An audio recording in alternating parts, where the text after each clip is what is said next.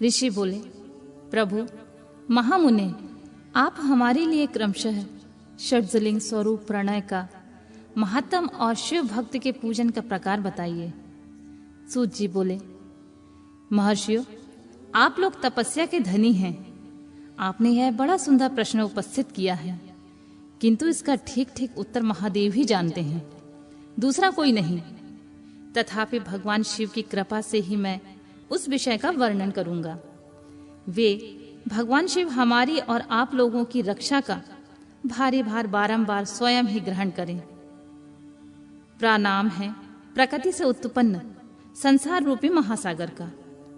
प्रणव इससे पार करने के लिए दूसरी नाव नव, इसलिए इस ओमकार के प्रणव को संज्ञा देते हैं।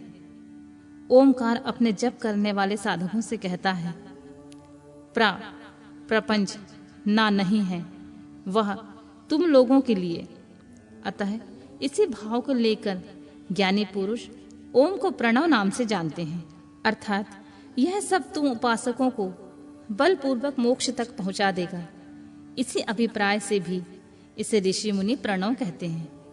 अपना जप करने वाले योगियों के तथा अपने मंत्रों की पूजा करने वाले उपासक के समक्ष कर्मों का नाश करके यह दिव्य नूतन ज्ञान देता है, इसलिए इसका नाम प्रणव है। उन माया रहित महेश्वर को ही नव अर्थात नूतन कहते हैं। वे परमात्मा प्रकट रूप से नव अर्थात शुद्ध स्वरूप हैं, इसलिए प्रणव कहलाते हैं। प्रणव साधक को नव अर्थात नवीन कर देता है, इसलिए भी विद्वान पुरुष उसे प्रणव के नाम से जानते हैं, अथवा प्रकट रूप से नव दिव्य परमात्म ज्ञान प्रकट करता है, इसलिए वह प्रणव है।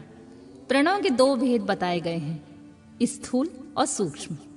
एक अक्षर रूप जो ओम है उसे सूक्ष्म प्रणव जानना चाहिए, और नमः शिवाय यह 5 अक्षर वाले मंत्र को स्थूल प्रणव मानना चाहिए।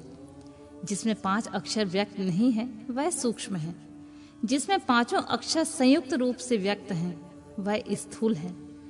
जीवान मुक्त पुरुष के लिए सूक्ष्म प्रणव के जप का विधान है, वही उसके लिए समस्त साधनों का सार है। यद्यपि जीवांत मुक्त के लिए वही साधन की आवश्यकता नहीं है, क्योंकि वह सिद्ध रूप है। तथापि दूसरों की दृष्टि में जब तक उसका शरीर रहता है तब तक उसके द्वारा प्रणव जप की सहज साधना स्वतः होती रहती है। वह अपने देह का विलय होने तक सूक्ष्म प्रणव मंत्र का जाप और उसके अर्थमूल परमात्म तत्व का अनुसंधान करता रहता है। वह शरीर नष्ट हो जाता है और तब वह पूर्ण ब्रह्म स्वरूप शिव को प्राप्त कर लेता है। यह सुनिश्चित बात है। जो अर्थ का अनुसंधान न करके केवल मंत्र का जाप करता है उसे निश्चय ही योग की प्राप्ति होती है।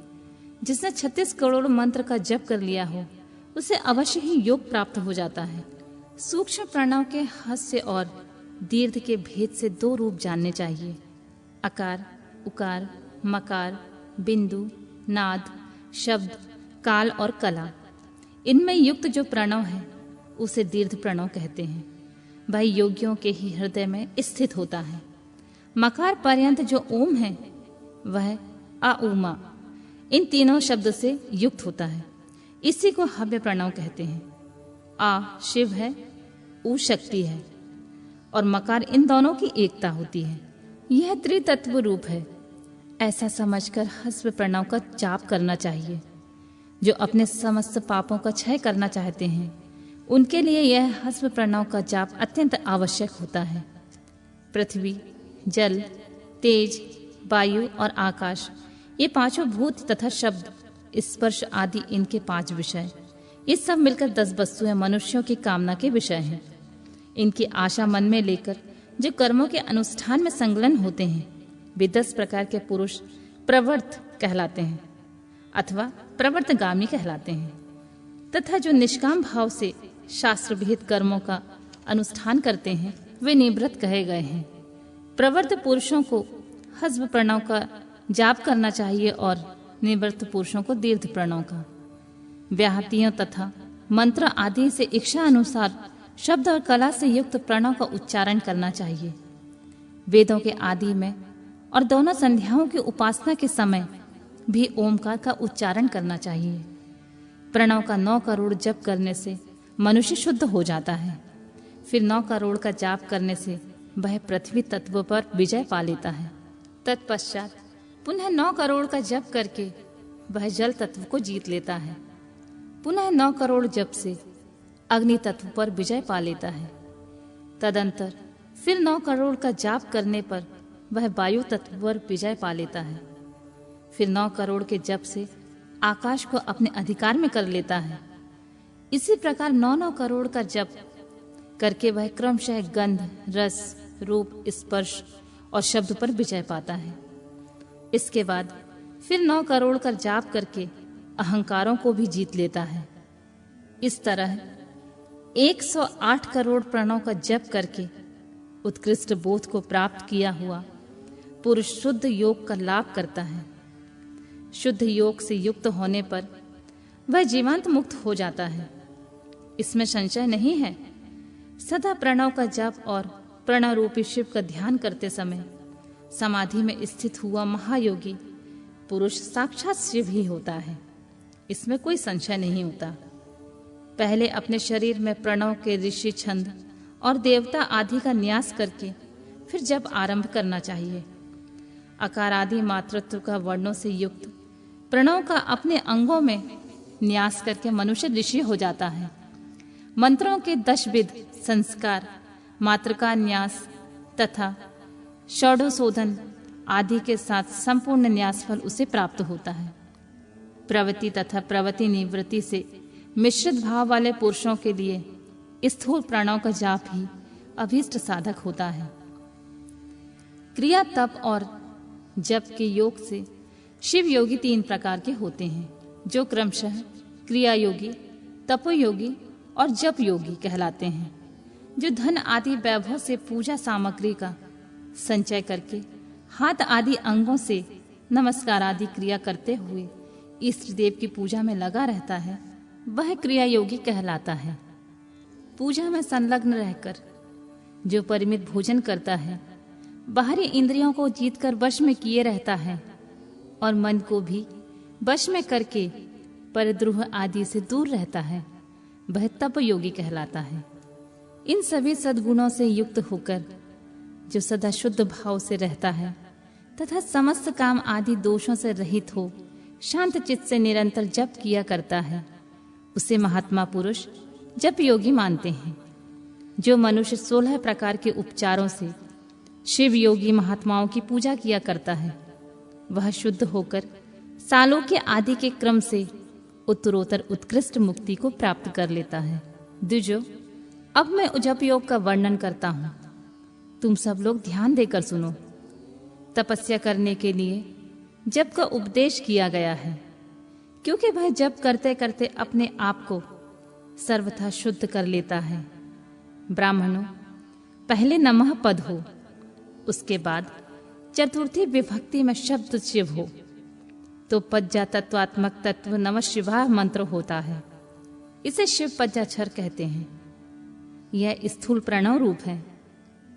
इस पज्जाक्षर के जप से ही मनुष्य संपूर्ण सिद्धियों को प्राप्त कर लेता है। पज्जाक्षर मंत्र के आदि से ओमकार लगाकर ही सदा उसका जप करना चाहिए। दूजो, गुरु के मुख से पज्जाक्षर मंत्र का उपदेश पाकर जहाँ सुखपूर्वक निवास किया जाता है, ऐसी उत्तम भूमि पर महीने के पूर्व पक्ष में आरंभ करके कृष्ण पक्षी की चतुर्दशी तक निरंतर जप करता रहे। माघ और भादों के महीने अपना विशिष्ट महत्व रखते हैं। यह समय सब समयों से उत्तोत्तम माना गया है। साधक को चाहिए वह प्रतिदिन एक बार परिमित भोजन करे, मौन रहे, इंद्रियों को वश में रखे, अपने स्वामी और माता पिता की नित्य सेवा करे। इस नियम से रहकर जप करने वाला पुरुष एक सहस्त्र जप से ही शुद्ध हो जाता है, अन्यथा वह ऋणी होता है। भगवान शिव का निरंतर चिंतन करते हुए पज्जाक्षर मंत्र का 5 लाख का जप करे। जप काल में इस प्रकार ध्यान करे, कल्याणदाता भगवान शिव कमल के आसन पर विराजमान हैं। उनका मस्तक श्री गंगा जी तथा चंद्रमा की कला से सुशोभित है।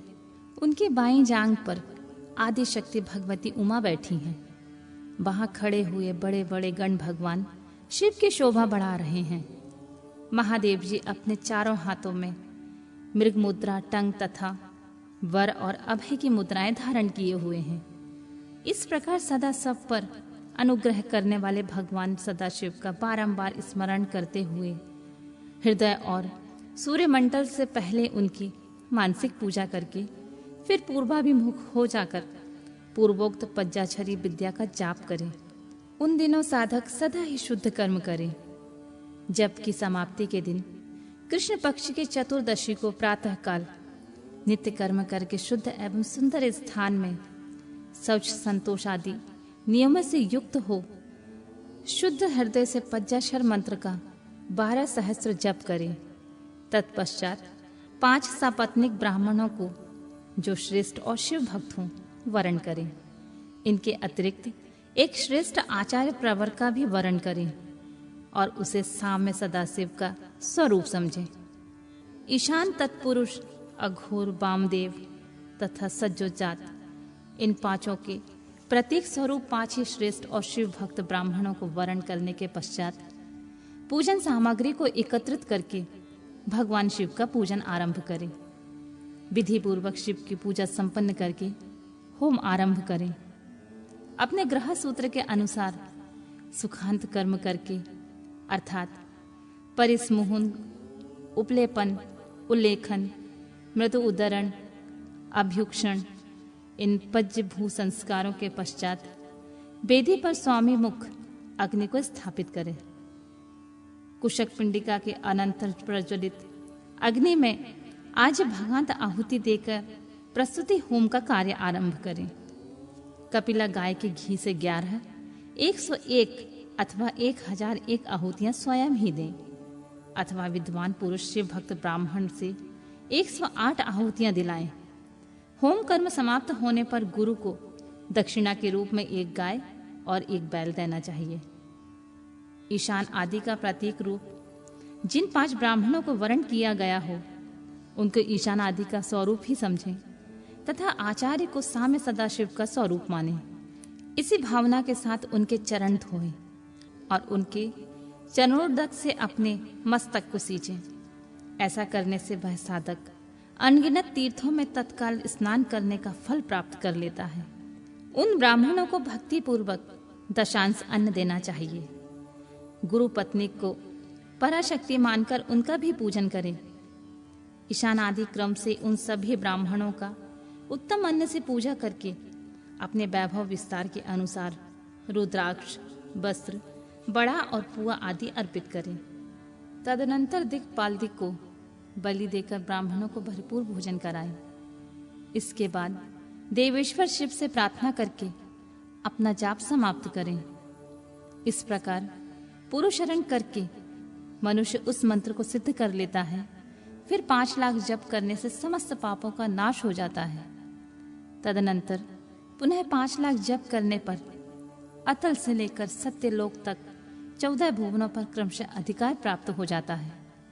यदि अनुष्ठान पूर्ण होने से बीच में साधक की मृत्यु हो जाती है तो वह परलोक में उत्तम भोग भोगने के पश्चात पुनः पृथ्वी पर जन्म लेकर पंचाक्षर मंत्र के जप का अनुष्ठान करता है। समस्त लोगों का ऐश्वर्य पाने के पश्चात वह मंत्र को सिद्ध करने वाला पुरुष यदि पुनः 5 लाख जप करे तो उसे ब्रह्मा जी का सामीप्य प्राप्त होता है।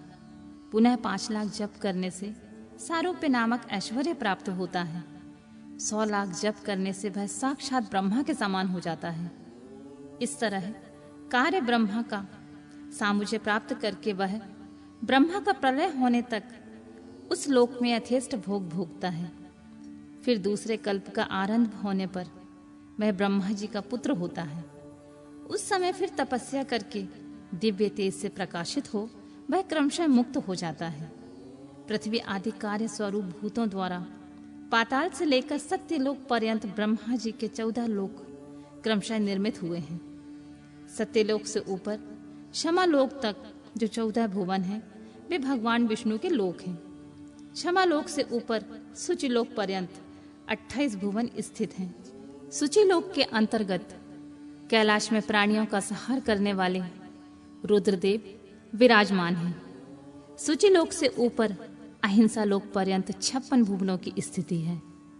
अहिंसा लोक का आश्रय लेकर जो ज्ञान कैलाश नामक नगर शोभा पाता है, उससे कार्यभूत महेश्वर सबको आदर्श करके रहते हैं। अहिंसा लोक के अंत में काल चक्र की स्थिति है। यहाँ तक महेश्वर के विराट स्वरूप का वर्णन किया गया है। वहीं तक लोकों का तिरोधान अथवा लय होता है। उससे नीचे कर्मों का भोग है और उससे ऊपर ज्ञान का भोग है। उसके नीचे कर्म माया और उसके ऊपर ज्ञान माया। अब मैं कर्म माया और ज्ञान माया का तात्पर्य बता रहा हूं। माँ का अर्थ है लक्ष्मी। उससे कर्म भोग यात प्राप्त होता है, इसलिए वह माया अथवा कर्म माया कहलाती है।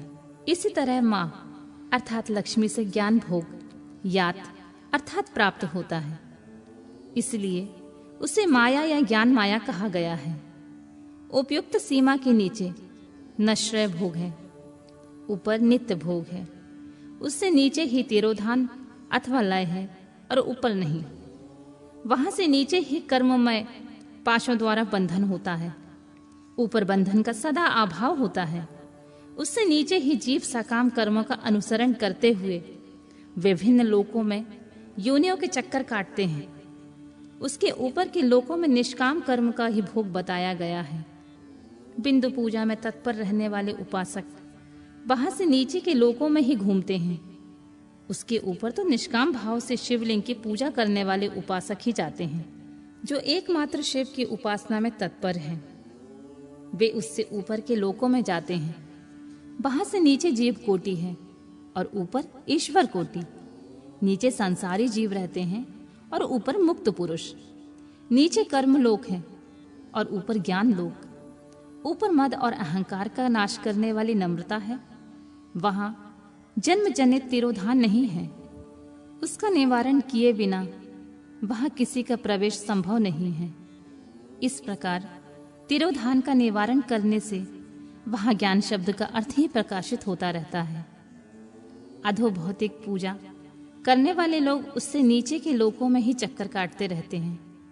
जो आध्यात्मिक उपासना करने वाले होते हैं वे ही उससे ऊपर को जाते हैं।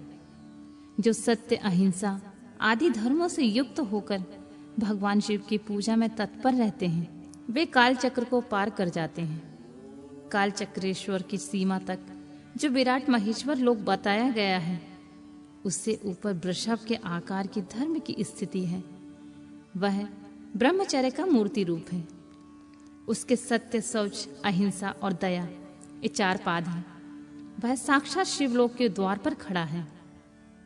क्षमा उसके सींग है, शम कान है और वह वेद ध्वनि रूपी शब्द से विभूषित है। आस्तिकता उनके दोनों नेत्र हैं। विश्वास ही उनकी श्रेष्ठ बुद्धि एवं मन है। क्रिया आदि धर्म रूपी जो वृषभ हैं, वे कारण आदि में स्थित हैं। ऐसा जानना चाहिए, उस क्रिया रूप वृषभाकार धर्म पर कालातीत शिव आरूढ़ होते हैं। ब्रह्मा, विष्णु और महेश्वर की जो अपनी अपनी आयु है, उसी को दिन कहते हैं। जहां धर्म रूपी वृषभ की स्थिति है, उससे ऊपर ना दिन है और ना रात्रि है। वहां जन्म मरण आदि भी नहीं है। वहां फिर से कारण स्वरूप ब्रह्मा जी के कारण सत्यलोक पर्यंत 14 लोक स्थित हैं, जो पज्जा भौतिक गंध से आदि से परे हैं। उनकी सनातन स्थिति है। सूक्ष्म गंध ही उनका स्वरूप है। उनमें ऊपर फिर कारण रूप विष्णु के 14 लोक स्थित हैं।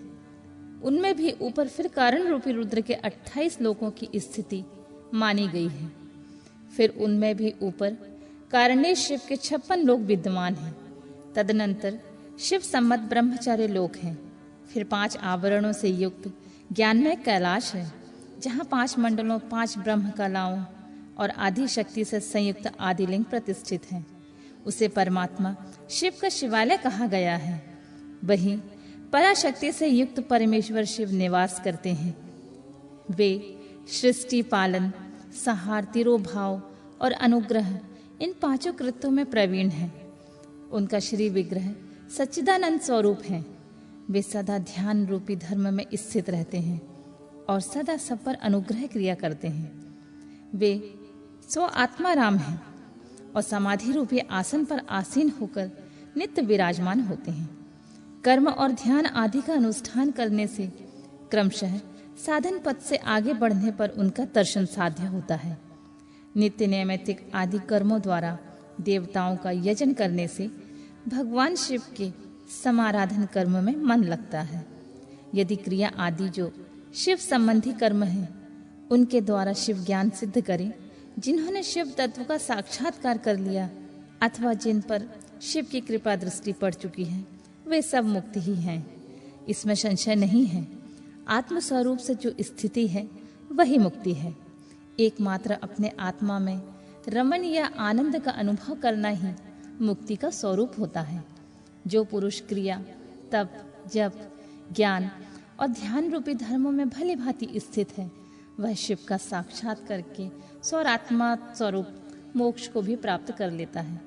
जैसे सूर्यदेव अपनी किरणों से अशुद्धि को दूर कर देते हैं, उसी प्रकार कृपा करने में कुशल भगवान शिव अपने भक्त के अज्ञान को मिटा देते हैं। अज्ञान की निवृत्ति हो जाने पर शिव ज्ञान स्वतः प्रकट हो जाता है। शिव ज्ञान से अपना विशुद्ध स्वरूप आत्मारामत्व प्राप्त होता है और आत्मारामत्व की सम्यक की सिद्धि हो जाने पर मनुष्य कृतकृत्य हो जाता है। इस तरह यहाँ जो बताया गया है वह पहले मुझे गुरु परंपरा से प्राप्त हुआ था। तत्पश्चात मैंने पुनः जगदीश्वर के मुख से इस विषय को सुना था। नंदी स्थान से परे जो स्वयं वैद्य शिव वैभव है, उनका अनुभव केवल भगवान शिव को ही है। साक्षात शिवलोक में उस वैभव का ज्ञान सबको शिव की कृपा से ही हो सकता है, अन्यथा नहीं। ऐसे आस्तिक पुरुषों का कथन है। साधक को चाहिए कि वह 5 लाख जप करने के पश्चात भगवान शिव की प्रसन्नता के लिए महाभिषेक एवं नैवेद्य निवेदन करके शिव भक्तों का पूजन करे। भक्ति की पूजा से भगवान शिव बहुत प्रसन्न होते हैं। शिव और उनके भक्त में कोई भेद नहीं है, वह साक्षात शिव स्वरूप ही होते हैं। शिव स्वरूप मंत्र को धारण करके वह शिव ही हो गया रहता है। शिव भक्त का शरीर शिव रूप ही होता है, अतः उनकी सेवा में तत्पर रहना चाहिए। जो शिव के भक्त हैं वे लोक और वेद की सारी क्रियाओं को जानते हैं। जो क्रमशः जितना जितना शिव मंत्र का जाप कर लेता है, उसके शरीर को उतना ही उतना शिव का सामीप्य प्राप्त हो जाता है। इसमें संशय नहीं है। शिव भक्त स्त्री का रूप देवी पार्वती का ही स्वरूप होता है। वह जितना मंत्र जपती है उसे उतना ही देवी का सानिध्य प्राप्त होता है। साधक स्वयं शिव स्वरूप होकर पराशक्ति का पूजन करे। शक्ति, वैर तथा लिंग का चित्र बनाकर अथवा मिट्टी आदि से इसकी आकृति का निर्माण करके प्राण प्रतिष्ठा पूर्वक निष्कपट भाव से इनका पूजन करें। शिवलिंग को शिव मानकर, अपने को शक्ति रूप समझकर, शक्ति लिंग को देवी मानकर और अपने को शिव रूप समझकर शिवलिंग को नाद रूप तथा शक्ति को बिंदु रूप मानकर परस्पर सटे हुए शक्ति लिंग और शिवलिंग के प्रति उप प्रधान और प्रधान की भावना रखते हुए जो शिव और शक्ति का पूजन करता है, वह मूल रूप की भावना करने के कारण शिव रूप ही है। शिव भक्त शिव मंत्र रूप होने के कारण शिव के ही स्वरूप होते हैं। जो 16 उपचारों से उनकी पूजा करता है उसे अभीष्ट वस्तुओं की प्राप्ति होती है। जो शिवलिंगो उपासक शिव भक्ति की सेवा आदि करके उसे आनंद प्रदान करता है, उस विद्वान पर भगवान शिव बड़े प्रसन्न होते हैं। 10, 5 या 100 सपत्नीक शिव भक्तों को बुलाकर भोजन आदि के द्वारा पत्नी सहित उनका सदैव समादर करें। धन में, देह में और मंत्र में शिव भावना रखते हुए उन्हें शिव और शक्ति का स्वरूप जानकर निष्कपट भाव से उनकी पूजा करें। ऐसा करने वाला पुरुष भूतल पर फिर जन्म नहीं लेता है।